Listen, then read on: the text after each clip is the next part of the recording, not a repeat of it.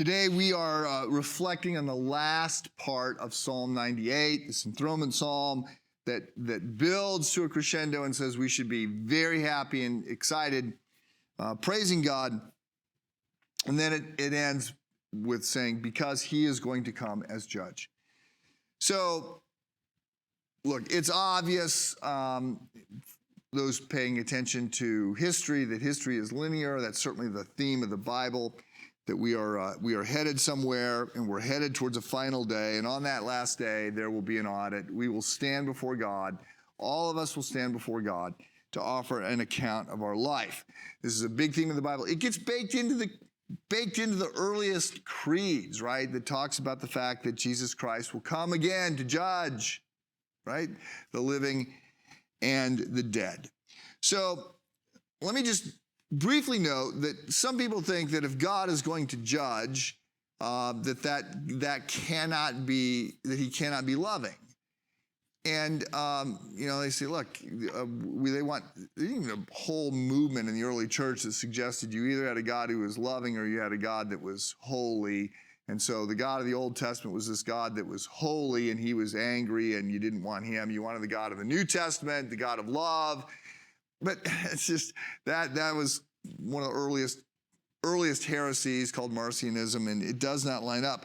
Look, you've got to understand that we need God to judge in order for there to be any sort of righteousness.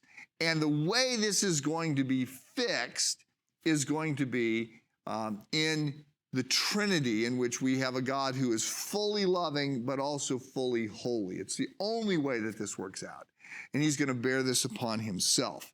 If there's no judgment, there's no future, there's no hope, right? If there's no accountability, I mean, we're seeing some of that today. In the absence of accountability, society just breaks down. Yes, if there's accountability, then we're in trouble because we are not able to stand before a holy God. If that's all there is, like if we're going to, I want to be clear, I don't want justice, right? I do not want justice. What I really want is mercy and grace from God. And so the fact is, we see all of that happening in Jesus. The reason we can face judgment, and that this can be a good thing, is because God is going to deal with it all. And part of the way he's going to deal with it is to punish those who are wicked, who stand in their wickedness. And he is going to bear the penalty for the wickedness for those who call out to him. The good news is that we are saved by works. It's that we're saved by the works of Jesus, who takes upon himself the punishment for our sin.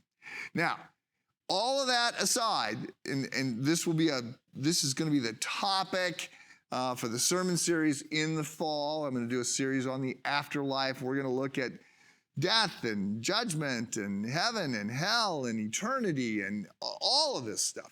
But part of the way this all comes together is to say, yes, we are saved on the basis of grace through the work of Jesus alone, but we are accountable for what we do with what we've been given. There are degrees of punishment outside of God. There are degrees of reward in heaven.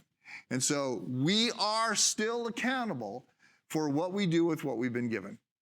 So more on that in the fall. Just know that actually the idea that there will be judgment is good news, because it means God is going to put an end to evil. It will be no more. And he is going to restore Plan A. He is going to restore a world that works. We long for that day. Have a good day.